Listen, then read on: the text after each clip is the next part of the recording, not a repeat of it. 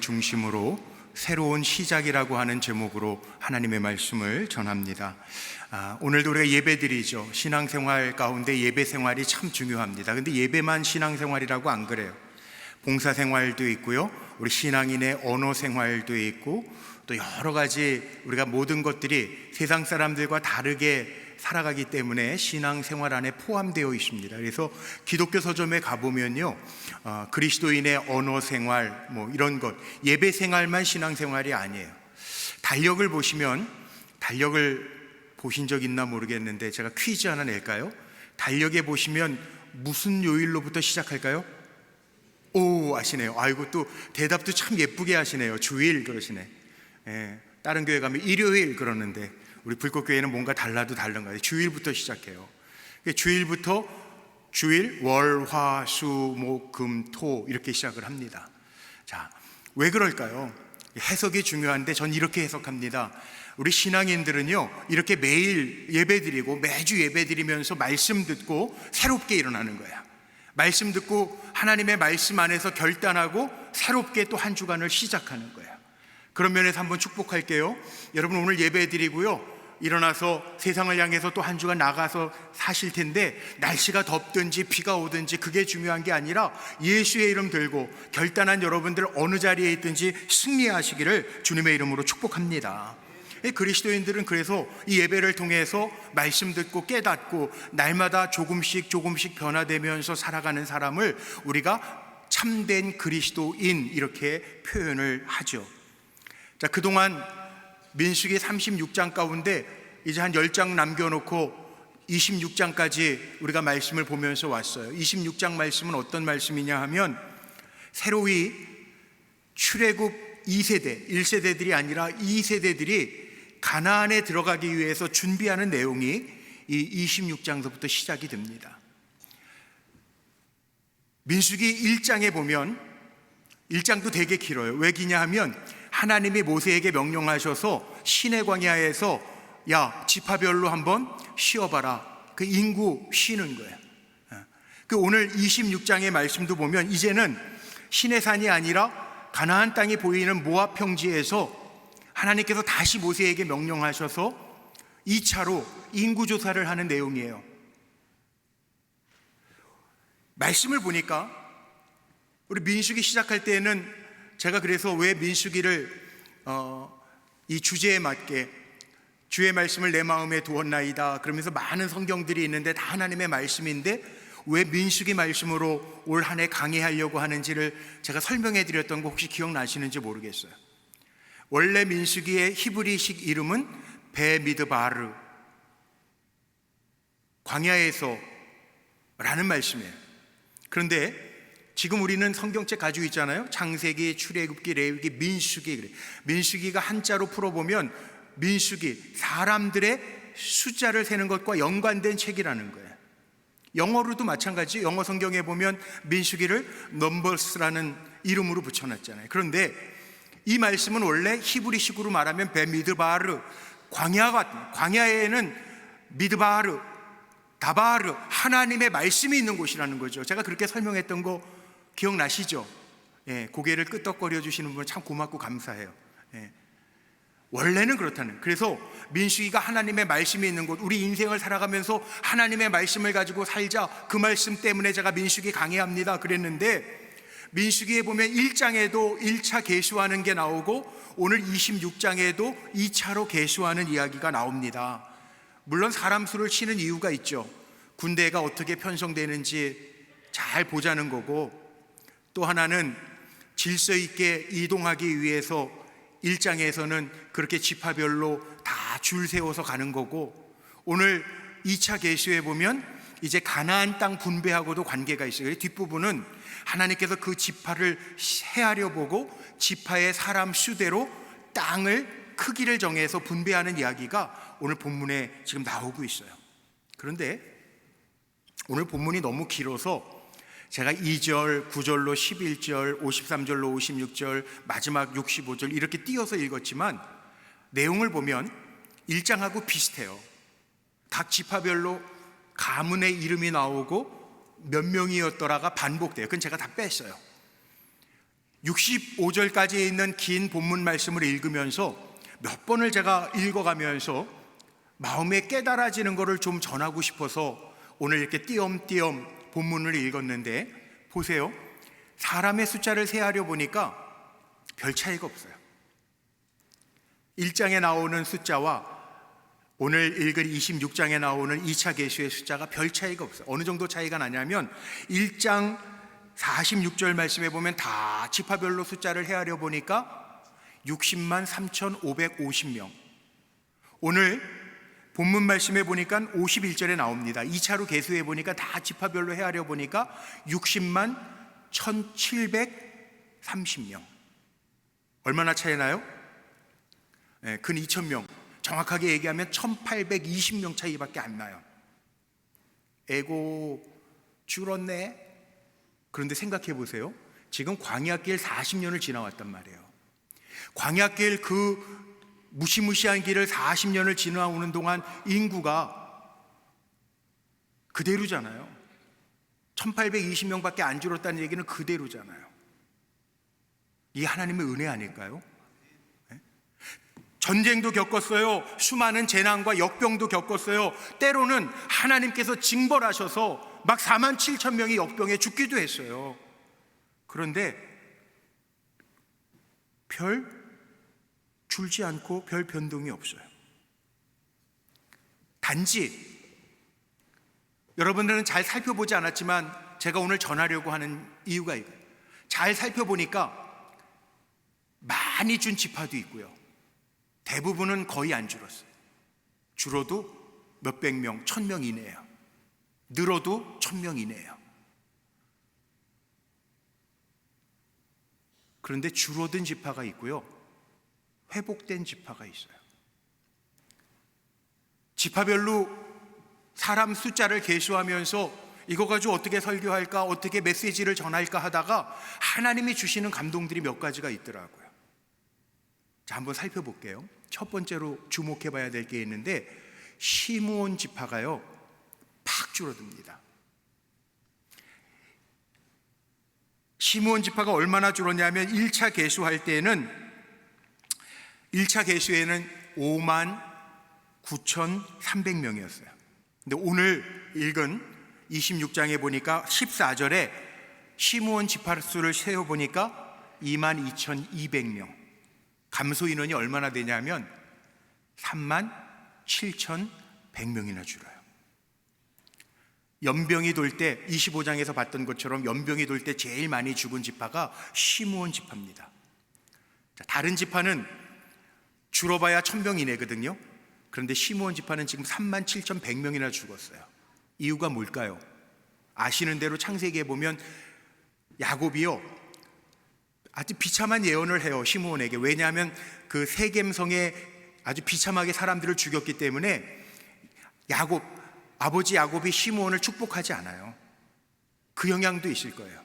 그 다음에 우리가 25장에서 봤던 것처럼 시므온 지파의 시므리가 어떻게 했어요? 이방 여인과 아주 대놓고 나쁜 짓 하는 거 아니에요? 죄를 지어가지고 하나님 연병을 돌리셨는데 시므온 지파가 가장 타격이 커서 많은 사람들이 죽었어요. 시므온 지파가 땅 분배할 때 가나안 땅 중심으로 땅이 분배를 받기는 합니다. 그런데 나중에 유다 족속에게 복속됩니다. 이게 시므온 지파예요. 사라져요. 그런데 참 이상한 거는 신약 성경 제일 마지막 성경이 요한계시록 아니에요? 요한계시록은 상징적인 책이니까 참 설교하기는 어렵지만 거기에 보면 7장에 각 지파별로 구원받은 인원 숫자, 그래서 도합 14만 4천 명이 구원받는다. 그 14만 4천에 너무 얽매이지 마세요. 이건 이단들이 그렇게 하는데 그거 아니에요. 어쨌든 제가 궁금해서 보니까 성경 마지막에 쓰여있는 요한계시록의 시므온 지파는 우리가 민수기 읽으면서 이렇게 팍 줄었던 민수기를 보면 당연히 빠지든지 아니면 12,000이 되면 안 되잖아요. 근데 성경에 보니까요 모든 지파가 다 동일해요. 요한계시록 7장에 보면 5절에 보면 유다 지파도 12,000, 르벤 지파도 12,000, 갓 지파도 12,000. 좀 띄어서 요한계시록 7장 7절 말씀에 보면 여기 시므온 지파 중에도 12,000 레위 지파 중에도 1만 2천, 이사갈 지파 중에도 1만 2천 다 나와요. 1만 2천으로 나와요. 왜 그럴까요? 제가 해석을 좀 해드릴게요. 요한계시록은 예수님 오신 다음의 시대입니다.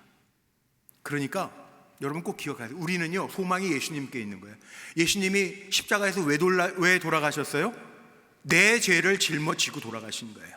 그러니까 우리는 하나님 앞에 죄가 없어서 의인이 아니라 죄가 있음에도 불구하고 예수님이 우리의 소망이라고 그러는 건 내 죄를 이미 십자가에서 해결해 놓으셨기 때문에 내가 지은 죄를 예수님의 이름으로 고백하고 자복하면 죄 없게 하시겠다고 해요. 회복된 거예요. 이게 은혜예요. 세상에서 넘어져도요, 우리는요 신약 이후의 시대를 살아가니까 우리 성도님들 하나님의 사랑에서 멀어지지 않고 하나님의 사람으로 속하여 사시기를 주의 이름으로 축복합니다. 죄 있다고 너무 불안해하지 마세요. 염려하지 마세요. 우리에게는 회복시켜 주시는 소망 대신 예수님이 우리와 함께 하심을 기억하고 주님 품 떠나지 말고 끝까지 주님의 이름으로 승리하시기를 주의 이름으로 축원하고 축복합니다. 얼마 전에 제 후배 목사님이 뇌수술을 받았어요. 이제 모교회 담임 목사님이신 후배 목사님이 뇌 종양이 생겨가지고 뇌수술을 받고 회복 중에 있는데 간증을 하더라고요. 뇌수술하면요, 뇌수술 해보신 적 없잖아요. 제가 알려드릴게요. 뇌수술 받으면 이게 깨어날 때가 참 중요하대. 잘 깨어나야 돼요. 뇌수술은 그래서 의사 선생님들도 뭐 간단한 뇌수술은 없대요. 뇌수술은 다 뇌 건드리면 중요한 수술이에요. 근데 뇌수술할 때 그 후배 목사님이 뇌수술을 간증하시는 거예요. 얼마 전에 받았어요. 뇌수술한다 그러면 겁나죠. 더군다나 목사들은요, 또 이 목사라고 하는 그 프라이드가 있잖아요. 뇌수술 잘 마치고 깨어날 때 목사답게 좀 예수님의 이름 부르면서 일어나야 되는데 미스킴 이러고 일어나면 안 되잖아요. 그럴 분은 안 계시겠지만, 그러니까 깨어날 때가 좀 염려가 되는 거예요. 그 기도했대는, 하나님 깨어날 때도 제가 주의 종인데 기도하면서 잘 깨어나게 해주세요. 그렇게 기도했다는 거예요. 어떻게 깨어날게요? 흔들더래. 수술 마치고 나서 회복실에 있는데 시간이 되니까 누가 막 흔드는 거 아니에요. 그게 느껴지는 거예요. 근데 뭐라고 기도하면서 깨어났다는 거예요. 감사하잖아요. 뭐 그런 걸 가지고 그래 그러시는 분들은 한번 뇌수술 받아보고 깨울 때 한번 봐야 돼요. 이게 사람은요, 잠재 의식 속에 남아있는 의식이 이게 무의식 속에서 나온다는 거 아니에요. 그렇잖아요. 다 그렇지는 않을 거예요. 여러분 다 그럴까요? 저는 그 얘기 간증 들으면서, 후배 목사님에게 그 간증 들으면서, 그래, 우리가 다 살아갈 때 보면 다 죄짐에 늘려있는 정말 하나님 보시기에 불쌍한 인간들인데, 그런데도 불구하고 주님은 우리를 회복시켜 주신다는 거예요. 죄 없는 사람 손들라고 그러면 자신 있게 손들 수 있는 분들이 여기 몇 분이나 되겠어요? 아니, 우리 다 죄인이에요. 여러분 지나오시면서, 인생길 지나오면서 혹시 죄나 유혹에 넘어졌습니까? 걱정하지 마세요. 시므온 지파가 요한계시록에 살아있는 것처럼 1만 2천 명이 나오는 것처럼 우리가 주님의 이름을 놓지 않고 소망 가지고 살아간다면 우리가 다 죄인이지만 살게 하시는 하나님의 은혜가 우리 가운데 임할 줄로 믿습니다. 그래서 찬송가 542장에도 있잖아요. 죄의 짐에 눌린 사람은 다 죽게 나오라. 오늘도 잘 나오셨어요. 이게 위로가 돼서 오늘 예배드리는 우리 성도님들의 심령 속에 하나님의 주시는 위로함으로 예수의 이름 붙들고 일어나서 새롭게 살아가시기를 주님의 이름으로 축원하고 축복합니다. 이게 우리의 사는 법이잖아요. 하나님도 주의 백성들을 부르시면서요, 이 땅에서 성공해라 이렇게 말씀 안 하셨어요. 야, 내가 너희의 하나님이니 내가 거룩한 것처럼 너희도 거룩해라, 이거 말씀하셨어요. 그러니까 세상에서 너무 성공 지향주의적으로 살지 말고 저하고 여러분 어떻게 살아야 되냐면, 하나님이 정말 보시는 건 네가 이 땅에서 얼만큼 남겼느냐, 성공했느냐, 어느 자리에 올랐느냐가 아니라 하나님 말씀하신 대로 하나님의 자녀답게 거룩하게 사는 것이 승리인 줄로 믿습니다. 광야는 아직 끝나지 않았어요. 우리 계속 살아가요. 아니, 우리가 광야와 같은 인생길 살아가면서 조금 편하게 좋은 데 산다고 여기가 가나안인가be 아니에요. 가나안 땅 안에도요 광야가 있어요. 우리 끝까지 거룩해야 돼. 영국의 기독교 신학자면서 문학가인 한 번씩 들어보셨을 거예요. C.S. 루이스라는 분이, 우리나라에도 그분의 책이 참 많이 소개가 됐는데, 그분이 쓴 책 가운데 영광의 무게라는 책에서 그분이 이런 얘기를 합니다. 사람들이 다 욕망이 있는데 사람의 욕망 가운데 가장 큰 욕망은 이게 먹는 거에 욕구가 아니라는 거예요. 사람들이 가지고 있는 가장 큰 욕구는 뭐냐면 인정받는 욕구라는 거예요. 그러면서 이렇게 얘기합니다. 우리가 광야에서 넘어졌다가 다시 일어나기를 수차례 반복하면서도 주님 붙들고 천국에 들어가면 하나님께서 우리를 안아주시면서 잘했다, 착하고 충성된 종아, 그렇게 말씀하실 때 그 영광스러운 감격의 무게를 여러분들이 어떻게 견뎌낼 수 있겠습니까? 그 영광의 무게를 생각한다면 어찌 이 땅에서 당신의 몸을 한순간의 쾌락에 던져버릴 수 있겠습니까? 그렇게 말해요. 생각해 보세요. 하나님 앞에 칭찬받을 거 생각하면 마음이 설레는데 우리가 막 살 수 있을까요? 없습니다. 우린 순례자입니다. 순례자가 자랑하는 거는 어차피 우리가 순례자이기 때문에 힘 자랑할 거 아니에요. 성공 자랑할 것도 아니에요. 우리가 자랑할 건 하나님 앞에 갔을 때 하나님 말씀하신 대로 하나님의 자녀답게 살았습니다. 그거 자랑할 거라고요. 그게 순례자는요, 힘보다 거룩함을 자랑해야 돼요. 제가 그런 얘기 하잖아요. 제가 할아버지랑 같은 방에서 계속 자랐기 때문에 인생은 참 많이 배웠어요. 할아버지에게. 할아버지 그러시더라고요. 야, 세상에서 제일 못난 놈이 힘 자랑하는 놈이다, 그 얘기 하셨거든요. 맞아요. 여러분, 힘 자랑하지 말고 하나님 앞에 거룩한 백성임을 자랑할 수 있는 우리 불꽃교회 성도님들 되시기를 주의 이름으로 축복합니다. 존 버년이 쓴 철로역정, 읽어보진 않아도 제목은 들어보셨을 거예요. 거기에 보면 우리가 다 순례자 아닙니까?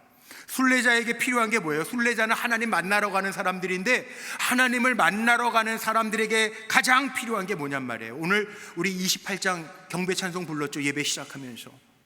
거기에 가사에 보면 기가 막힌 가사가 있더라고요. 2절에 이렇게 시작해요. 주의 크신 도움받아 이제까지 왔으니 이와 같이 천국에도 이르기를 바라네.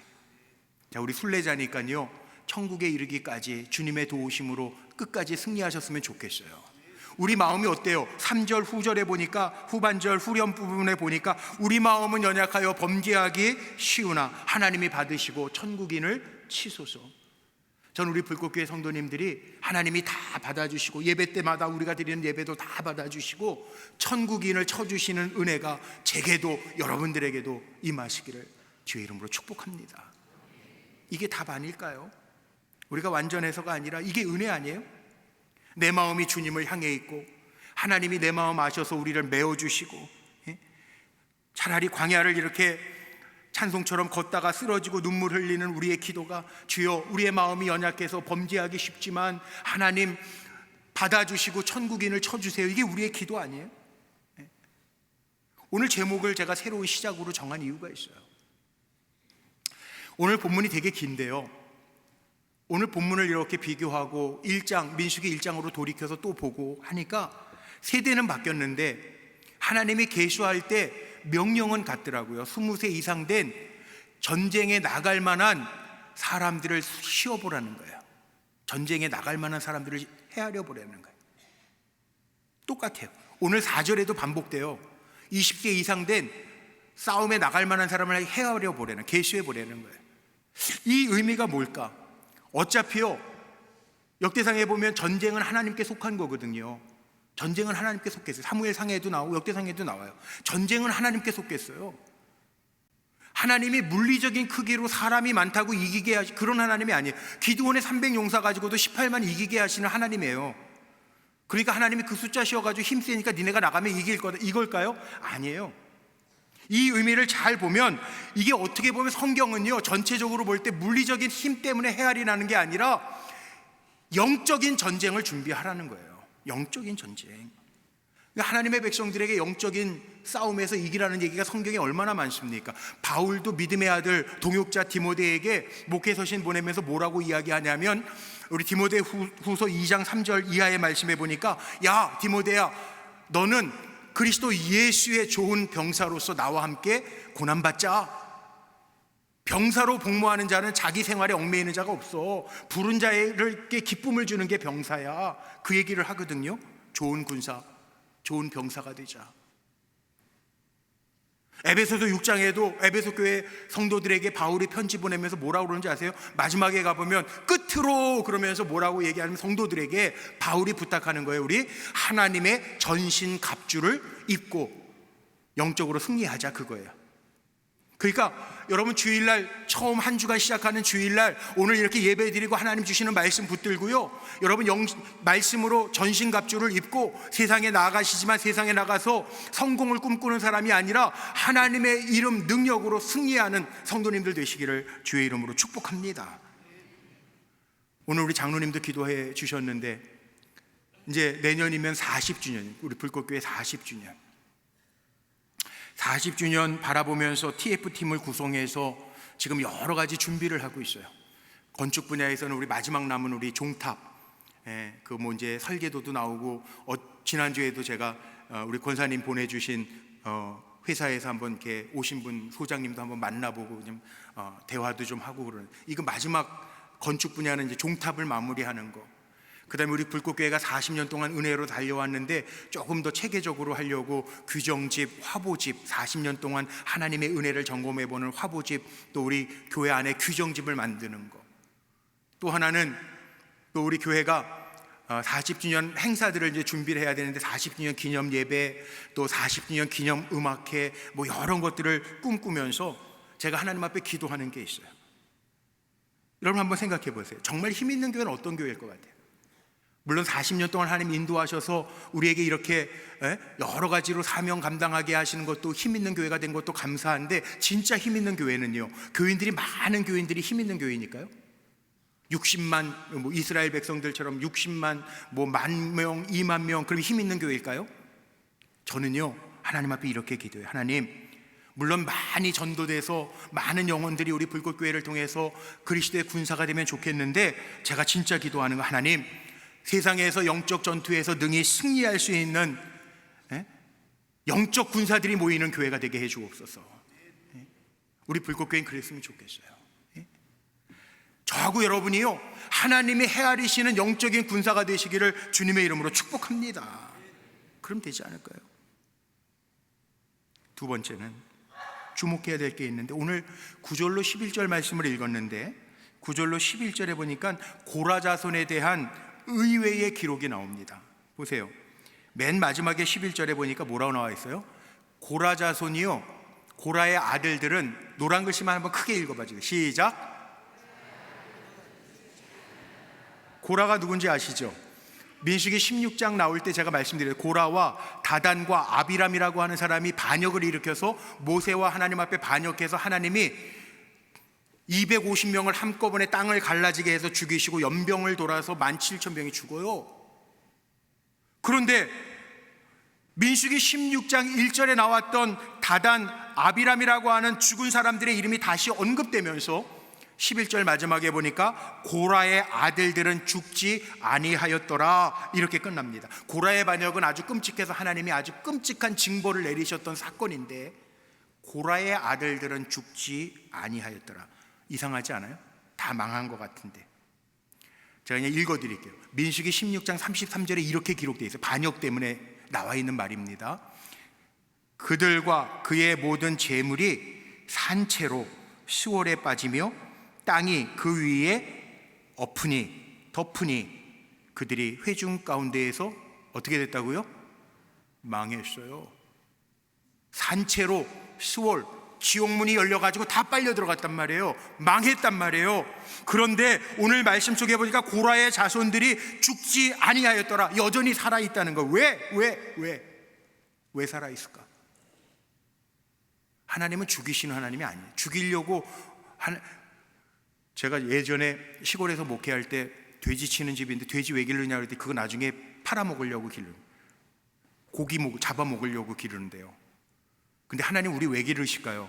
하나님 우리 복되게 하시려고 우리 기르시는 거예요. 우리는 하나님의 양이에요. 고라 자손이 살았단 말이에요. 왜 살았을까 궁금했어요. 근데 시편에 보면 고라의 시들이 있는 거 아시죠? 고라 자손의 시, 마스길이라는 말은 확신, 소망 이런 뜻이에요. 고라 자손이 확신을 가지고 쓴 시가 있어요. 시편 42편이 대표적이고 84편, 85편, 86편, 87편, 8편, 이게 다 고라 시예요. 고라 자손의 시. 거기에 보면 대표적으로 고라 자손이 남긴 시에 보니까 42편 1절 이렇게 시작합니다. 우리 같이 한번 읽어볼까요? 시작. 하나님이여 사슴이 시냇물을 찾기에 갈급함같이 내 영혼이 주를 찾기에 갈급하나이다. 고라 자손들이 이렇게 살았다는 거예요. 하나님 찾고 부르며 살았다는 거예요.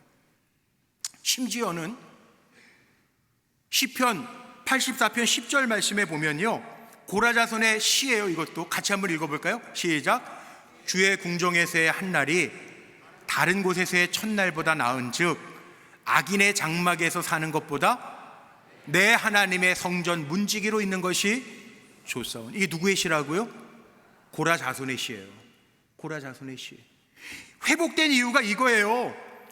역대상 9장에 보면 고라 자손들이 뭐 했냐면 성전 문지기로도 있었고요, 성소 안에 빵 굽는 사람으로도 일했다고 기록되어 있어요. 그러니까 고라 자손과 다단과 아비람이 반역을 일으킬 때 뭐라고 모세에게 반역했냐면, 야 니네만 하나님이 말씀하시고 우리에게 말씀 안 하셨냐? 니네는 큰일하고 우리는 이렇게 작은 일만 하냐? 그것 때문에 반역했거든요. 그런데 회복된 이유가 이거예요. 작은 일, 성전 문지기라도 좋사오니. 성소에서요 문지기하고 성소에서 다른 사람을 섬기는 빵 굽는 일, 이 작은 일을 하면서 회복됐다는 거예요. 그러니까 우리 하나님의 일꾼으로 자녀로 살아가면서 교회 안에서도요, 야 우리 장로님은 큰일 하시네, 나는 뭐야, 이럴 거 없어요. 하나님은 5달란트, 2달란트, 1달란트 하나님이 믿음의 분량대로 다 맡기셨어요. 그러니까 우리는 어떤 마음으로 살아야 되냐면, 하나님이 맡기신 거 귀하게 여기고 아무리 적은 일이라도 충성하면 하나님이 우리에게 생명으로 회복시켜 주실 줄로 믿습니다.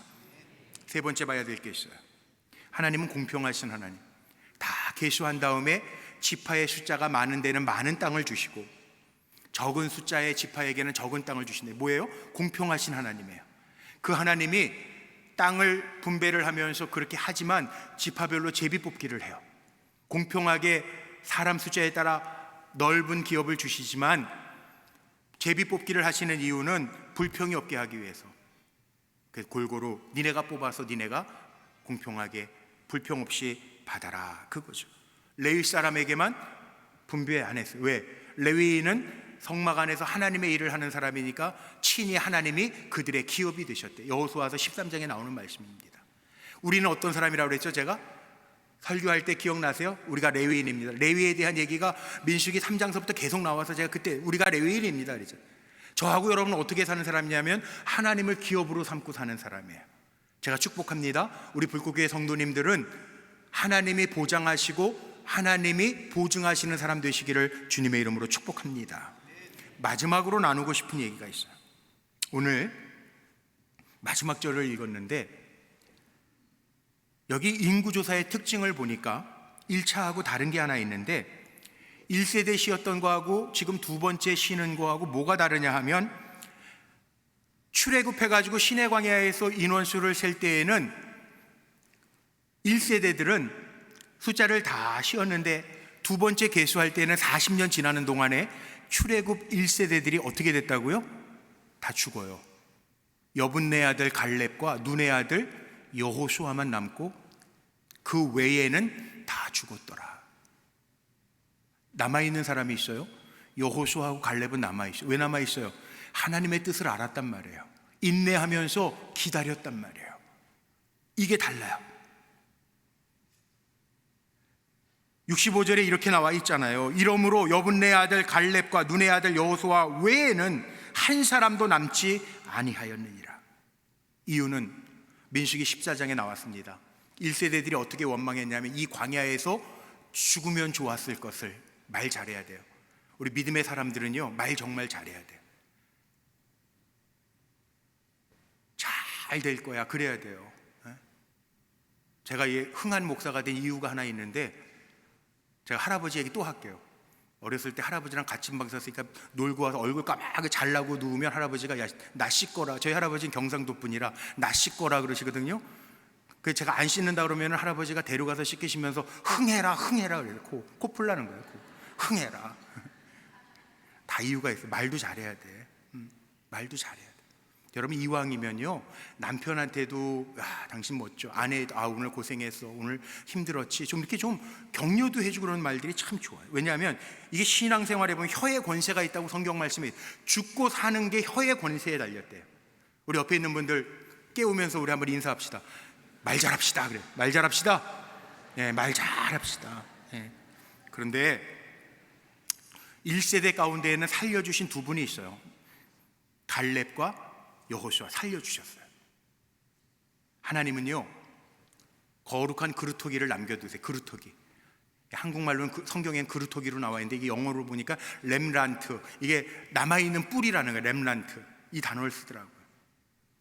그래서 제가 우리 40주년 기념 예배 준비하면서 제 머릿속에 제가 이렇게 그렇게 하려고 정한 게 하나 있는데, 뭐냐 하면, 보통 이렇게 예배 드릴 때 예배 집례하시는 목사님들, 뭐 감독님들 오시면 이렇게 쭉 먼저 가시잖아요. 이렇게 올라오시잖아요. 근데 저는 40주년 기념 예배 디자인하면서 좀 다르게 하려고, 우리 교회 40년 지나면서 우리 교회 안에서 정말 믿음의 산전수전을 겪으면서 지금까지 오신 우리 원로 장로님들 계시고 원로 권사님들 계시고 70 이상 되신 우리 교회 믿음의 선배님들이 입장하게 하고, 우리 믿음의 후배들이 자리에서 다 일어나서 박수치게, 그렇게 시작하려고 그래요.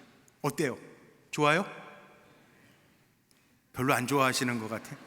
다시 한번, 70 이상 되신 분들이 40주년 기념예배 드릴 때 우리 믿음의 모범을 보여주시고 지금까지 자리를 지키면서 달려오셨으니까, 이 앞길로 쭉 오실 때 우리 후배들은 일어나서 옆에서 박수 칠 거예요. 좋아요? 네, 그렇게 하자고요. 그렇게 하자고. 네.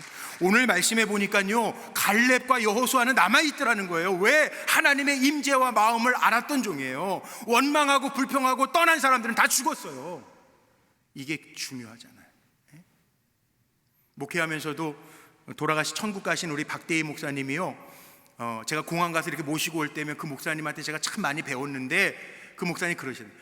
공목사, 목회할 때 한 사람 제자 만드는 게 참 중요한 거야. 그리고 한결같은 교인이 되도록 해야 돼. 이거 참 제가 새겼어요, 마음에. 그게 참 중요한 거예요. 여러분, 우리 불꽃교회를 섬기면서 왜 어려운 점이 없었겠습니까? 40년 지나면서 화보집 준비하면서 뭐 어려운 때도 있었단 말이에요. 그래도 끝까지 기도하면서 남겨주신 믿음의 선배님들이 있으니까 여기까지 있는 거 아니에요? 오늘 말씀의 끝이 그거예요. 하나님이 그루터기를 남겨두시고, 그리고 나머지 세대는 제2세대 뉴 제너레이션, 새로운 세대예요. 근데 하나님이 믿음의 본을 보이시기 위해서 여분네 아들 갈렙과 눈의 아들 여호수아를 남겨두셨다는 거예요. 우리 불꽃교회 성도님들, 하나님이 남기시는 일꾼들이 되시기를 주의 이름으로 축복합니다. 오늘 말씀의 결론이 그겁니다. 이거 우리 명심하자. 인원수 쉬는 게 물론 중요하죠. 그런데 하나님이 이 말씀을 통해서 무슨 교훈을 주시는가? 이거예요. 우리가 새롭게 일어나기 위해서는 앞선 세대가 겪었던 시험과 고난, 하나님 앞에서의 배은 망독, 이거 피하고, 그리고 베풀어 주신 은혜 기억하면서 갈렙처럼 여호수아처럼 끝까지 남는 사람이 되자, 믿음으로 더욱 다지자, 그 말씀을 우리에게 주는 거예요. 오늘 이 말씀 마음에 잘 새기고, 또 한 주간 우리 잘 점검하고 살피면서 더 큰 감사, 더 큰 은혜로 이어져가는 우리 불꽃교회 성도님들 되시기를 주님의 이름으로 축원합니다. 기도하시겠습니다. 한 번도 우리를 실망시킨 적 없으신 좋으신 아버지 하나님, 오늘도 말씀을 통해서 깨닫게 하심을